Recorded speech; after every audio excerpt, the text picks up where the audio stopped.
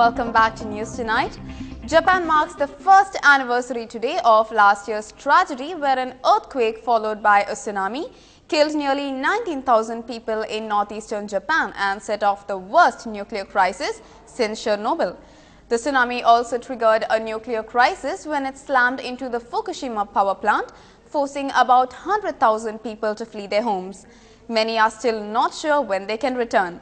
On the eve of the first anniversary, people across the nation went to Sendai, the region worst affected last year, to give prayers and watch fireworks in memory of those who lost their lives to the tragedy. Some officials have predicted that the completion of reconstruction and rebuilding work would take the next 5 years to complete in the regions which were hit by the tsunami. 特にほら何かできなかったので、今回こういう機会与えてもらったので、なんて言うんだろう、お参りっていうのかな、手を合わせるだけでもさせてもらおうかなと思って参加しました。なんか頑張れば夢は叶うし、またふるさと戻ってくるっていう背中を見せてあげるためにも、なんか毎日楽しく辛いことも乗り越えられるんだよっていうのを震災を通じて教えてあげたいなと思って。Over to what's making news on the sports field. A billion-plus population and we still can't put 11 football players against the best nations of the world. But now it might happen soon. But certainly we won't go through the qualifiers but gain the berth as being the host nation. It's not often that the man who runs the most popular sport in the world comes calling to a country ranked 158 in the same sport. But 2 visits in 5 years by FIFA President Sepp Blatter clearly indicates that India is soon to be a force to reckon with in the world of football.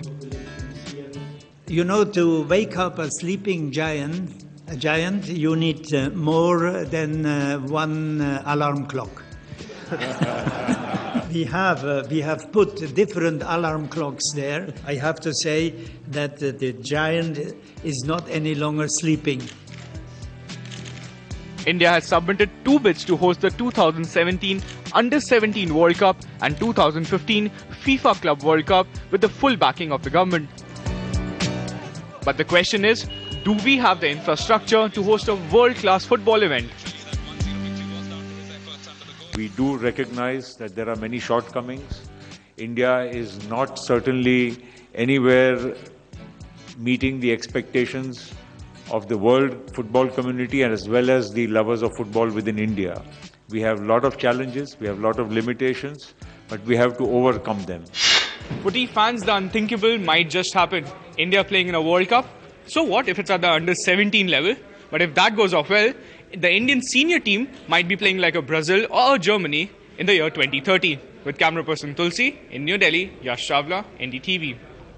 An effective wake-up call indeed. And finally, being a television reporter means one who needs to be constantly on one's toes, asking the right questions and putting politicians in a tight spot. You certainly do not want to be caught napping while on the job. Take a look. Well, Super Tuesday in the rear view mirror, and the results show a little something for everybody. Doug Luzair is live in D.C. with the update on all of this. Doug, good morning. Good to see you. I guess 6-3-1, pretty much the way it breaks down, eh? Maybe.